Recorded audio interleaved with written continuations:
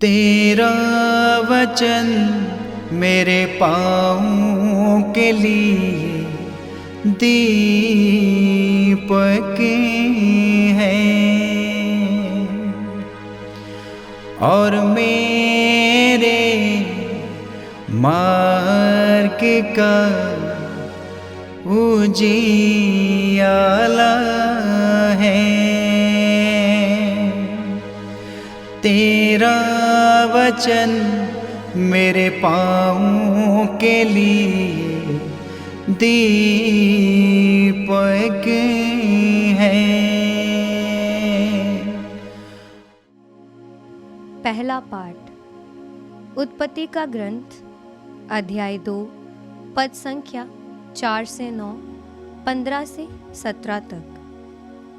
जिस समय प्रभु ईश्वर ने पृथ्वी और आकाश बनाया, उस समय पृथ्वी पर ना तो जंगली पौधे थे और ना खेतों में घास उगी थी, क्योंकि प्रभु ईश्वर ने पृथ्वी पर पानी नहीं बरसाया था और कोई मनुष्य भी नहीं था जो खेती बाड़ी करे, भूमि में से पानी निकाले और धरती की सिंचाई करे। तब प्रभु ने धरती की मिट्टी से मनुष्य को गढ़ा और उसके नथनों में प्राणवायु फूंक दी। इस प्रकार मनुष्य एक सजीव स्तव बन गया।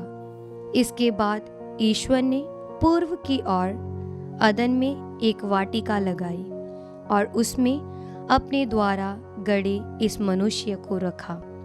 प्रभु ईश्वर ने धरती से सब प्रकार के वृक्ष उगाए जो देखने में सुंदर थे और जिनके फल स्वादिष्ट थे। वाटिका के बीचों बीच जीवन वृक्ष था और भले बुरे के ज्ञान का वृक्ष भी। तब प्रभु ईश्वर ने मनुष्य को अदन की वाटिका में रख दिया, जिससे वह उसकी खेती बाड़ी और देखरेख करता रहे। प्रभु ईश्वर ने मनुष्य को ये आदेश दिया, तुम वाटिका के सभी वृक्षों के फल खा सकते हो, किंतु भले बुरे के ज्ञान के वृक्ष का फल नहीं खाना, क्योंकि जिस दिन तुम उसका फल खाओगे तुम अवश्य मर जाओगे। ये प्रभु की वाणी है। ईश्वर को धन्यवाद। भजन अनुवाक्य। मेरी आत्मा प्रभु का स्तुति गान करे, मेरी आत्मा प्रभु का स्तुति गान करे। हे प्रभु, हे मेरे ईश्वर, तू कितना महान है। तू महिमा तथा प्रताप से संवित है। तू प्रकाश को चादर की तरह ओढ़े है। अनुवाक्य। मेरी आत्मा प्रभु का स्तुति गान करे। सब तुझसे ये आशा करते हैं कि तू समय पर उन्हें भोजन प्रदान करे। तू उन्हें देता है और वह बटोर लेते हैं। तू अपना हाथ खोलता है और वह तृप्त हो जाते हैं। अनुवाक्य। मेरी आत्मा प्रभु का स्तुति गान करे। तू उनके प्राण वापस लेता है तो वह मरते और फिर मिट्टी में मिल जाते हैं। तू प्राण फूंक देता है तो वह फिर पुनर्जीवित हो जाते हैं और तू पृथ्वी का रूप नया कर देता है।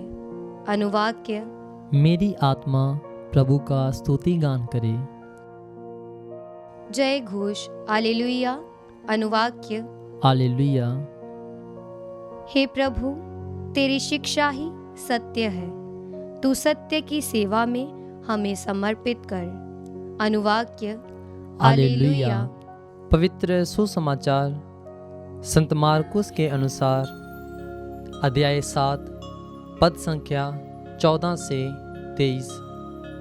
ईसा ने बाद में लोगों को फिर अपने पास बुलाया और कहा, तुम लोग सब के सब मेरी बात सुनो और समझो।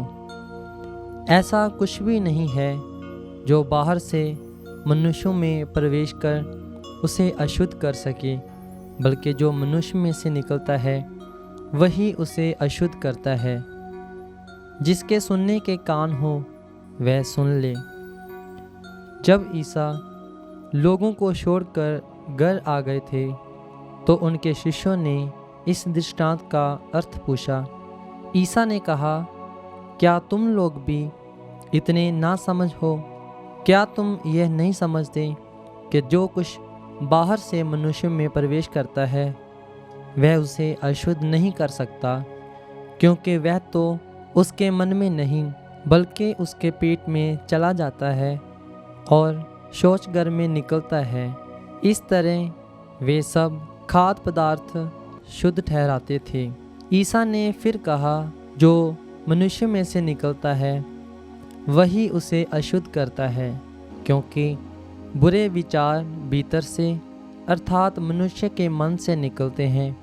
व्यभिचार, चोरी, हत्या, परगमन, लोभ, विद्वेष, छल कपट, लंपटता, ईर्ष्या, झूठी निंदा, अहंकार और मूर्खता, ये सब बुराइयां भीतर से निकलती है और मनुष्य को अशुद्ध करती है।